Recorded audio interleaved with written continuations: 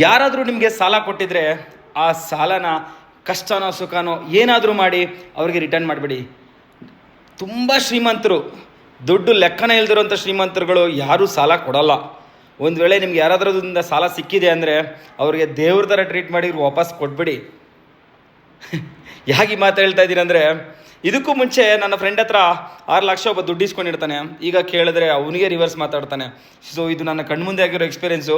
That is the reason ಯಾರು ದುಡ್ಡು ಕೊಡಬಾರ್ದು.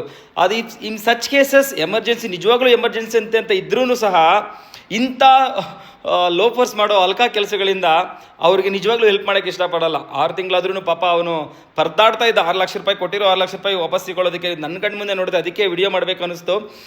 ಶ್ರೀಮಂತರು, ತುಂಬ ಶ್ರೀಮಂತರು ಯಾವತ್ತೂ ಸಾಲ ಕೊಡಲ್ಲ. ಸಾಲ ಕೊಡೋರು ಕೂಡ ಅವ್ರ ಕಷ್ಟ ಗೊತ್ತಿರ್ತದೆ. ಬಿಡು, ನನ್ನ ಫ್ರೆಂಡ್ ಅಲ್ವಾ, ಏನೋ ಕಮ್ಮಿನೋ ಹೆಚ್ಚು ತక్కుವ ಅಂದ್ಕೊಂಡು ಕೊಟ್ಟಿರ್ತಾರೆ.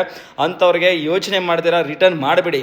ನಿಮ್ಮ ಕಷ್ಟದಲ್ಲಿದ್ದಾಗ, ನಿಮ್ಮನ್ನು ಯಾರು ನೋಡ್ದಿದ್ದಾಗ, ರಿಲೇಟಿವ್ ಆಗಿರ್ಬೋದು, ನಿಮ್ಮ ಕ್ಲೋಸ್ ಫ್ರೆಂಡ್, ಅಂಥ ಟೈಮಲ್ಲಿ ಒಬ್ಬ ಫ್ರೆಂಡ್ ನಿಮ್ಗೆ ದುಡ್ಡು ಕೊಟ್ಟಿದ್ದಾನೆ ಅಂದರೆ ಅವ್ನ ಫೀಲಿಂಗ್ಸ್ಗೆ ನೀವು ರೆಸ್ಪೆಕ್ಟ್ ಮಾಡಬೇಕು. ರೆಸ್ಪೆಕ್ಟ್ ಮಾಡಿ ಕೊಟ್ಟಿರೋ ದುಡ್ಡು ವಾಪಸ್ ಕೊಡಬೇಕು. ಯೋಗ್ಯತೆ ಇಲ್ಲದ್ಮೇಲೆ ಯಾರ ಹತ್ರ ಸಾಲ ತೊಗೋಬಾರ್ದು. ಇದು ನನ್ನ ಒಪಿನಿಯನ್ನು. Thank you.